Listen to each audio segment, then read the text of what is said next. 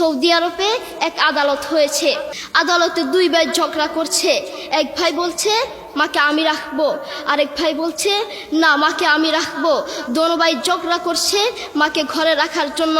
এরপর এক ভাই মাকে নিয়ে চলে যাচ্ছে, আরেক ভাই মাটিতে গড়া দিতে দিতে অবস্থা খারাপ। সৌদি আরবে আদালত হয় মা বাবাকে ঘরে রাখার জন্য, আর আমাদের দেশে আদালত হয় মা বাবাকে ঘর থেকে বের করার জন্য, ঠিক কিনা? যুবক, তোমাকে বলছি, তোমার বন্ধু তোমার আপন নয়, তোমার বউ তোমার আপন নয়, তোমার শ্বশুর শাশুড়ি তোমার আপন নয়। এই পৃথিবীর বুকে আপন হলো তোমার মা এবং তোমার বাবা।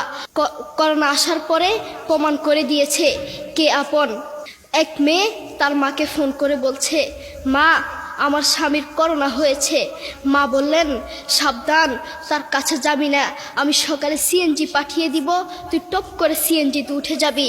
এটার নাম দুনিয়া, এটার নাম দুনিয়া। করোনা হওয়ার পরে বন্ধুর কাছে যায় নাই, করোনা হওয়ার পরে শ্বশুর শাশুড়ির কাছে যায় নাই, করোনা হওয়ার পরে স্বামী স্ত্রীর কাছে যায় নাই, কিন্তু করোনা হওয়ার পরে এখনো ইতিহাস আছে মা তার ছেলেকে গিয়ে চুমু খেয়েছে। করোনা হওয়ার পরে এখনো ইতিহাস আছে বাবা তার ছেলেকে কাঁধে নিয়ে হাসপাতালে গিয়েছে, ঠিক কিনা? যুবক, তুমি তোমার মাকে কিচ্ছু মনে করছো না।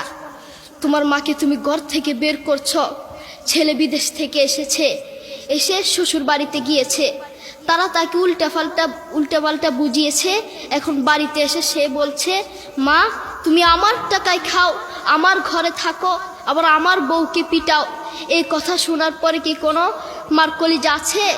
মা বাথরুমে গিয়ে আধা ঘন্টা কাঁদতে লাগলেন, কেঁদে অজু করে নামাজে দাঁড়ালেন।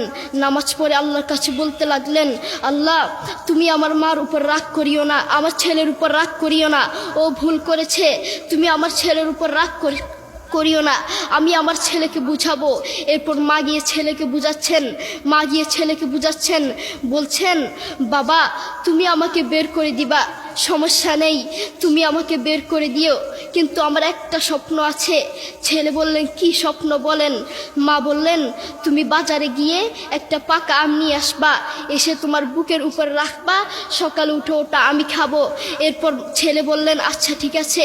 ছেলে বাজারে গিয়ে একটা পাকা আম নিয়ে আসলো, এসে বুকের উপরে রাখলো।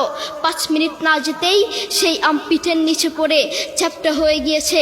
এরপর ছেলে মাকে বললেন, মা তুমি কি সকালে উঠে আমটা খাবে? ওটা 5 মিনিট না যেতেই পিঠের নিচে পড়ে চ্যাপ্টা হয়ে গিয়েছে। এরপর মা চোখের পানি ছেড়ে বলল, বাবা আমি আসলে তোকে খাওয়ার জন্য বলি নাই, আমি আম খাওয়ার জন্য বলি নাই, আমি তোমাকে বুঝানোর জন্য বলেছি। তুমি আজ একটা রাত এই আমটা রাখতে পারো নাই, আমটা বুকের উপর রাখতে পারো নাই, আর আমি সেই তোমার দুঃখিনী মা যে 1 বছর 2 বছর নয় 3 বছর নয় পাক্কা 5টা বছর এভাবে তোমাকে রেখেছি। আমিও যদি তোমার মতো এভাবে ঘুমাতাম, তুমিও তো আমার পিঠের নিচে পড়ে চ্যাপ্টা হয়ে যেতা। এরপর ছেলে চোখের পানি ছেড়ে বলল, মা আসলে আমি বুঝতে পারি নাই তুমি কি জিনিস আসলে আমি বুঝতে পারি নাই। সৌদি আরবে এক আদালত হয়েছে। আদালতে দুই ভাই ঝগড়া করছে। এক ভাই বলছে মাকে আমি রাখবো, আরেক ভাই বলছে না মাকে আমি রাখবো। দোনো ভাই ঝগড়া করছে মাকে ঘরে রাখার জন্য। এরপর এক ভাই মাকে নিয়ে চলে যাচ্ছে, আরেক ভাই মাটিতে গড়া দিতে দিতে অবস্থা খারাপ। সৌদি আরবে আদালত হয় মা বাবাকে ঘরে রাখার জন্য, আর আমাদের দেশে আদালত হয় মা বাবাকে ঘর থেকে বের করার জন্য, ঠিক কিনা? যুবক, তোমাকে বলছি, তুমি তোমার মাকে বের করছো, তুমি তোমার মাকে বৃদ্ধাশ্রমে পাঠাচ্ছ, তুমি তোমার মাকে হত্যা করছ, তুমি তোমার মাকে জবাই করছ। তোমার মতো নাফরমান এই বাংলার জমিনে আরেকটাও হতে পারে না, ঠিক কিনা?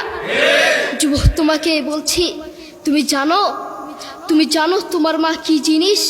তুমি ছোট ছিলে তো বুঝতা না। যেই মা তোমার জন্য সারাটা জীবন কষ্ট করেছেন, মাথার গাম পায়ে ফেলেছেন, সেই মাকে তুমি ঘর থেকে বের করে দিয়েছ, সেই মাকে তুমি বৃদ্ধাশ্রমে পাঠাচ্ছ।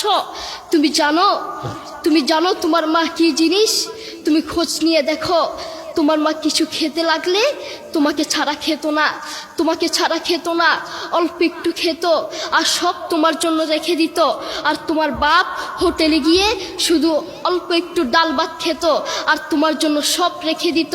তোমার মার তোমার প্রতি এত মায়া, তোমার বাবার তোমার প্রতি এত মায়া, সেই বাবাকে তুমি ঘর থেকে বের করছো, সেই মাকে তুমি ঘর থেকে বের করছো, বৃদ্ধাশ্রমে পাঠাচ্ছ। তোমাকে আল্লাহর সামনে আসামির কাঠগড়ায় দাঁড়াতে হবে। আল্লাহ তাআলা আমাদের সবাইকে বুঝার তৌফিক দান করুন।